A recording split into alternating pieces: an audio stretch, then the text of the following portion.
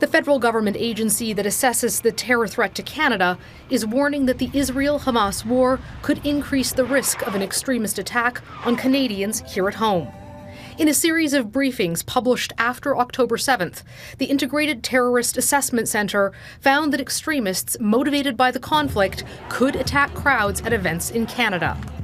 It is possible that ideologically and religiously motivated violent extremists and lone actors may be triggered by events and mobilize violence and conduct a mass casualty attack at large gatherings, the documents read.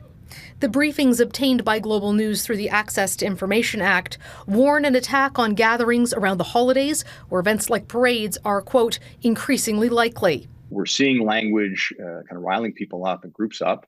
We will fight you as well. Trust me, Hezbollah is here. Hamas is here. Protests over the war have drawn national attention.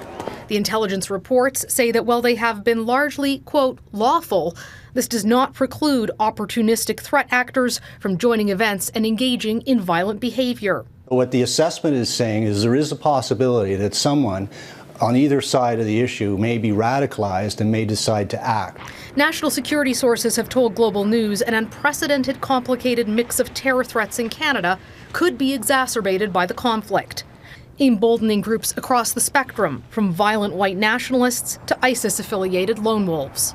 The briefings say as the conflict intensifies, religiously and ideologically motivated extremists could increasingly seek to attack Israeli interests, but also Jewish targets, noting foreign extremists have called for attacks on Jewish people as a means to support Palestinians, and that some individuals in Canada have expressed support for Hamas. The ITAC briefings say that mosques, Islamic community centers, and Palestinian targets in Canada are also at risk from violent extremists with anti-Palestinian agendas, and that hate crimes against Muslims are likely to rise. Mercedes Stephenson, Global News, Ottawa.